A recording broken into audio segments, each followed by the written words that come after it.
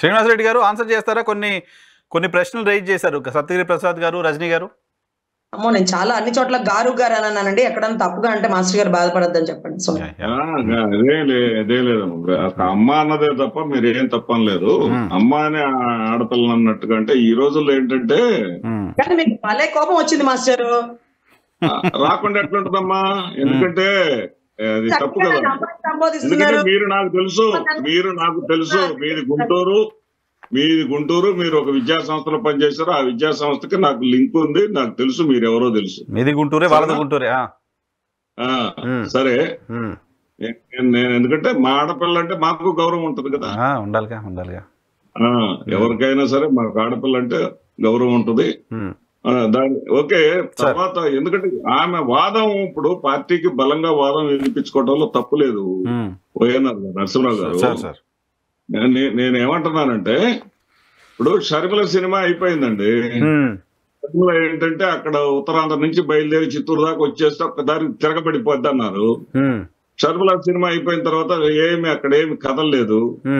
కదలకపోయేసరికి సునీత చేత ఒక press meet పెట్టించారు. ఆ ప్రెస్ మీట్ తోటి ముసుగు తొలిగినట్టుగా అయిపోయింది.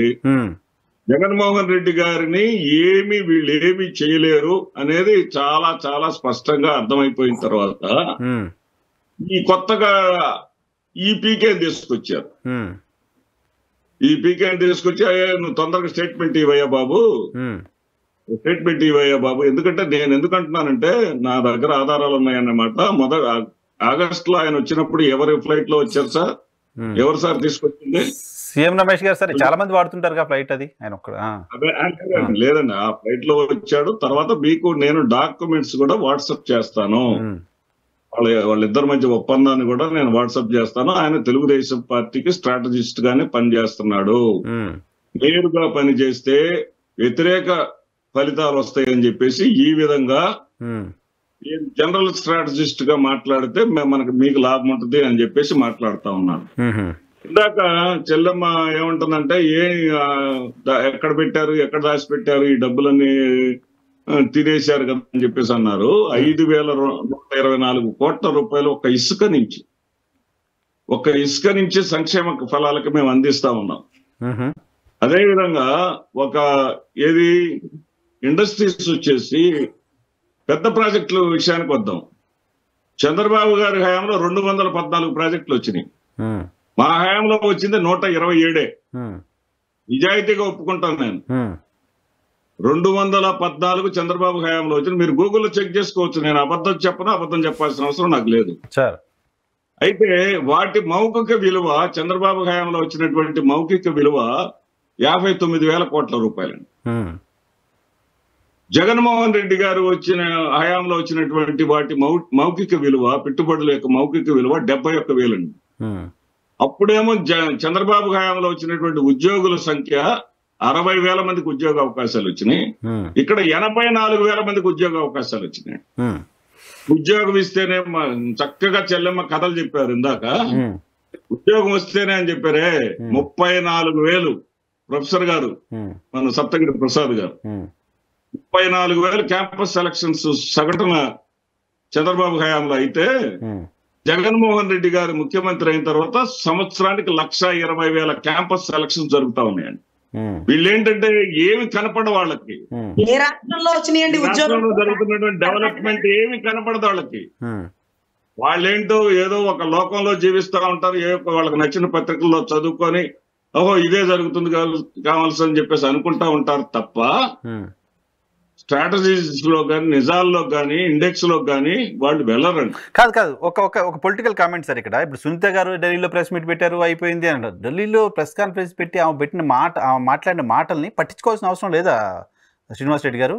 ఢిల్లీకి వెళ్ళి మా నాన్న ఎవరు చంపారు, ఆవిడ ఎప్పుడైతే ప్రెస్ మీట్ పెట్టి ఆవిడ ధన్యవాదాలు చెప్పారు చూసారా, మహాసేన రాజేష్, పట్టాభిరాము పేర్లు చెప్పి వరుసగా ధన్యవాదాలు చెప్పారు చూసారా, ఆ ధన్యవాదాలు చెప్పడంతోనే వీళ్ళని ఎవరు వెనకాలను నడిపిస్తున్నారు, ఆ కేసు ఏంటి, మంచి ఏంటి, చెడేంటి అనేది క్లారిటీగా అర్థమైపోయిందండి. వీళ్ళ మీద భార్యాభర్తలు ఇద్దరి మీద కూడా పులివెందుల పోలీసు వాళ్ళు కేసు వేస్తే మీరు అక్కడ ఎందుకున్నారు, ఎందుకు ఉండాల్సి వచ్చిందని చెప్పి కేసు మీ పాత్ర ఏమిటని చెప్పేసి కేసు వేస్తే ఆ కేసులో అరెస్ట్ కాకుండా ఎవరు కాపాడారో వాళ్ళే ఢిల్లీ పంపించారండి. సరే సార్, ఎవరు కేసు వేశారు, ఎవరు కాపాడారు పక్కన పెడితే, వివేకానంద రెడ్డి గారిని చంపింది ఎవరు తేలలేదు కదా, ఇప్పటికీ తేలాలి కదా. వాళ్ళ సొంత అన్నయ్య ముఖ్యమంత్రిగా ఉండి తేల్చకపోతే ఎలా అనే ప్రశ్న జనాలు పట్టించుకోరంటారా? సార్, వివేకానంద రెడ్డి గారి ఆవిడ ప్రధానమైనటువంటి అంశం ఒక మాట చెప్పింది అండి. ఏంటంటే సాధారణంగా హత్య విషయం ఏదైనా సరే 3-4 రోజుల్లో తేలిపోతుంది అన్నారండి. మార్చి 16వ తేదీ నుంచి మే 29వ తేదీ వరకు అధికారంలో ఉన్నటువంటి చంద్రబాబు నాయుడు ఎందుకు తేల్చలేకపోయాడండి? అప్పుడు ఒక న్యాయం, ఇప్పుడు ఒక న్యాయమా? ఎలక్షన్ కోడ్ కదా ఎలక్షన్ కోడ్, ఎంక్వైరీ ప్రాసెస్ హయాంలో ఉందండి. సిబిఐ ఎవరి హయాంలో?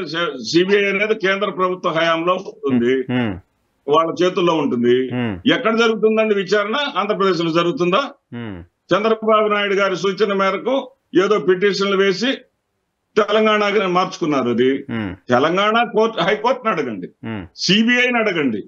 మరి ఎందుకు ఆలస్యం చేస్తుందని చెప్పేసి భారతీయ జనతా పార్టీ గురించి ఒక్క వ్యతిరేకమైనటువంటి మాట కూడా మాట్లాడలేదేమండి? ఆమె ఎవరిని అడగాలి? కోర్టును అడుగుతారా, సిబిఐని అడుగుతారా, భారతీయ జనతా పార్టీని అడుగుతారా, సునీతారెడ్డి గారు ఏమి అడుగుతారో పక్కన పెట్టండి. కానీ జగన్మోహన్ రెడ్డి గారికి సొంత బాబాయ్ చనిపోతే ఈయనకి బాధ్యత లేదా? ఈయన తీసుకున్న ఇనిషియేషన్ ఏంటి?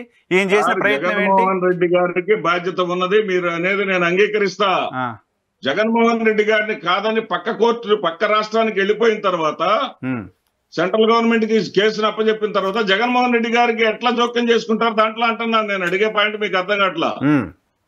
జగన్మోహన్ రెడ్డి గారు ఏ విధంగా జోక్యం చేసుకుంటారు సార్? జోక్యం చేసుకోవడం గురించి నేను మాట్లాడలా, పర్ష్యూ చేయడం గురించి మాట్లాడుతున్నా. బాధ్యత తండ్రి చనిపోతే బాధ్యత సునీతారెడ్డి గారికి ఎలా ఉందో, పులివెందులో అక్కడ ఏమి జరిగిందో ఆస్తుల కోసం.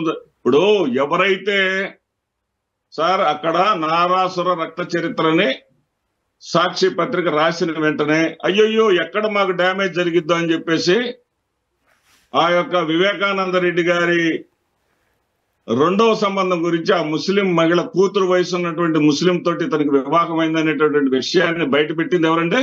అవినాష్ రెడ్డి గారండి. ఇదే ఏబిఎన్ ఆంధ్రజ్యోతి అతనే కదా, ఇల్లే కదా రాసింది. ఎప్పుడు ఎవరికి అవసరం ఉంటే వాళ్ళు బయట పెడుతున్నారు. అప్పుడు వాళ్ళకి అవసరం ఉంది బయట పెట్టారు. మొన్న కోర్టు దగ్గర అవినాష్ రెడ్డి గారు కూడా సేమ్ ఇష్యూ మాట్లాడారు. మరి అదే విషయం కదా, సమస్య కదా. నా పాయింట్ ఏంటంటే సింపుల్. నాకు చాలా మంది బంధువులు ఉన్నారు కడపలో, చాలా మంది బంధువులు ఉన్నారు. అక్కడ ఏమి జరిగింది అనేది అందరికీ తెలుసు.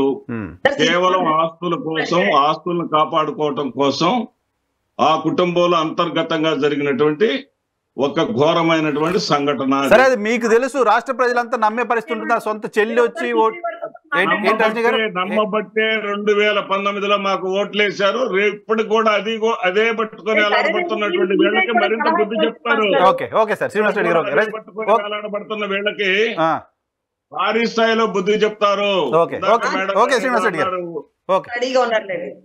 రెడ్డి, రజనీ గారు ఏంటి సార్? ఈ రోజు సిబిఐ గారికి గౌరవ సార్ సలహా ఇచ్చి ఉండాల్సిందండి.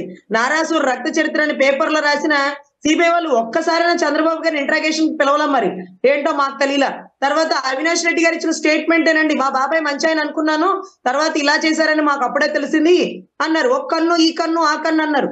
అసలు ఈ పెద్ద కన్నుకే తెలిసిందంటే అండి ప్రపంచానికి తెలియకముందే అని సిబిఐ చెప్తే ఇంతవరకు సిబిఐ దగ్గరికి పోలేదండి. తర్వాత ఫోన్ ఎవరు లిఫ్ట్ చేశారు? అంతఃపురంలో 4 అంటూ మేనిఫెస్టో సార్ మొత్తం గుట్టు బయటకు వచ్చింది. మీరు పెద్దవారు, బహుశా మీకు కొన్ని విషయాలు తెలియకపోవచ్చు, రాష్ట్రంలో మాకు తెలియకపోవచ్చు. కానీ సిబిఐ వారు చాలా మంది బంధువులను ఇంట్రాగేషన్ చేసి 240 పైచులుకు మంది దగ్గర స్టేట్మెంట్లు తీసుకొని కుటుంబ రాజకీయ కుట్ర కోణంతో జరిగిన హత్య, ఒకరిని